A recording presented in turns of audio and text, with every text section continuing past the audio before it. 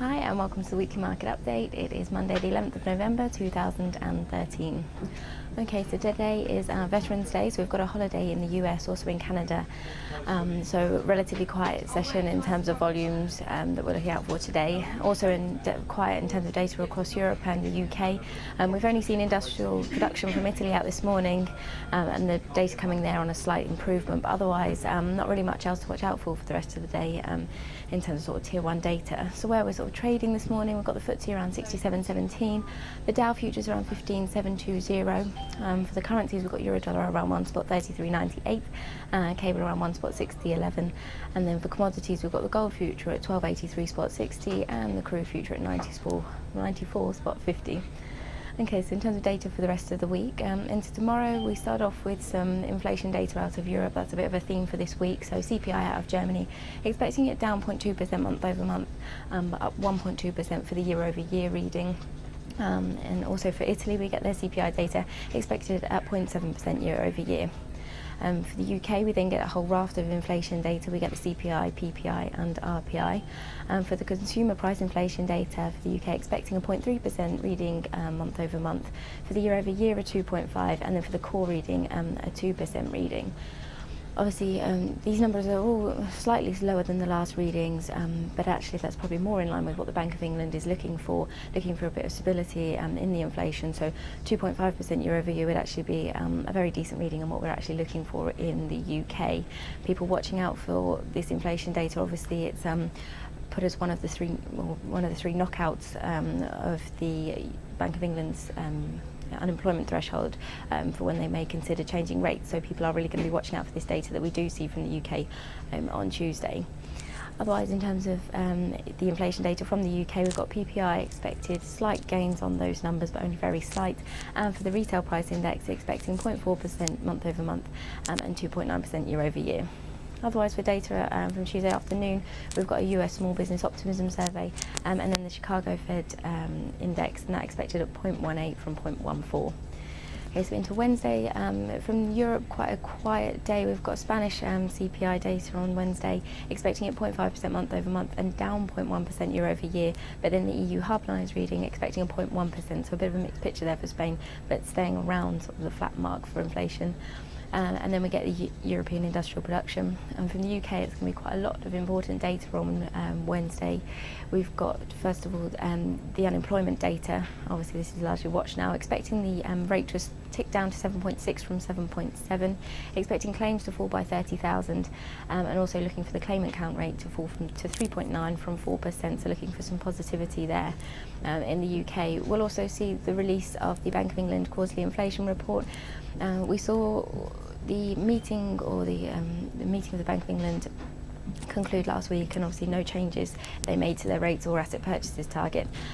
People saying that that was quite subdued and not really too much reaction on that, because people are looking ahead to this quarterly inflation report to analyse exactly what the Bank of England are expecting in terms of inflation, so that they can sort of anticipate maybe what the Bank of England's next movements might be. So a big day for the UK on Wednesday. Wednesday afternoon for the US, we've got mortgage applications as we do every week. The last reading was down 7%. And then we get in the evening the US monthly budget statement. Into Thursday, it's going to be a day of GDPs from Europe. Getting Q3 GDPs from quite a few countries across the region. Italy expecting the Q3 reading down 0.1% from down 0.3%, so a slight improvement. For the Netherlands, looking for 0.1% gain for GDP. France expecting a flat reading from 0.5 last. Germany expecting 0.3 from 0.7. So maybe numbers not quite as strong as Q2 for Q3 across Europe, especially when we look at the EU reading as a whole. We're expecting a reading of 0.1% for Q3 GDP from a 0.3% for Q2. Also from France, we get their CPI data, as I said, a bit of a theme for the week, expecting that down 0.1% month over month and 0.7% reading for the year over year. We'll also get the ECB publishing their monthly report on Thursday morning as well.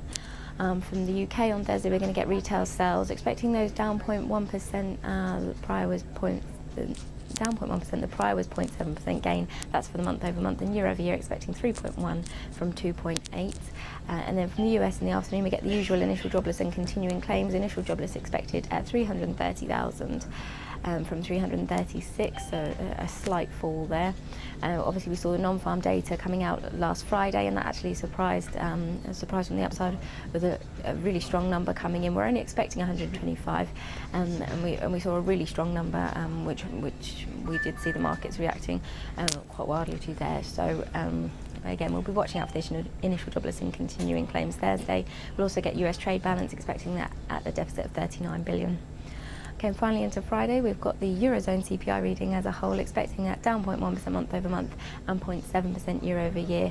The last time that we saw this Eurozone CPI reading, obviously it surprised to the downside with coming in at 0.7, and that's what sort of sparked off what we saw from the ECB last week when they cut their rates. So people will largely be watching out for this Friday Eurozone reading as for the year over year, because if it continues to fall, it's expected to hold at that 0.7, but if we see an even lower reading, then it really is going to sort of shake markets a little bit. People are really concerned about this threat of deflation, disinflation in the Eurozone, and what this is going to mean if we may need to see further action from the ECB to help out the Eurozone.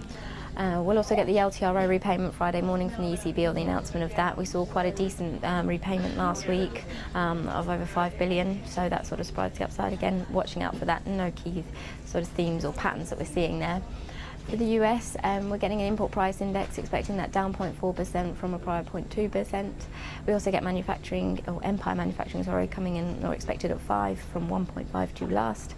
We get industrial production from the US, expecting a slight fall there, 0.2% from 0.6 expected, and capacity utilisation as well alongside that, expecting that to hold at 78.3%. And then finally, to finish us off on Friday, we get the wholesale inventories data from the US, expected at 0.4 from 0.5 last. Okay, so that's it for this week. Main focus is obviously going to be for the UK, that unemployment picture, inflation, and also Wednesday's release of the Bank of England's quarterly inflation report. And that's probably going to be our key day for this week. And then for Europe, Thursday with the release of the GDP figures, and Friday with the release of that inflation for the Eurozone. Okay, that's it for this week. As usual, any feedback much appreciated. Thanks.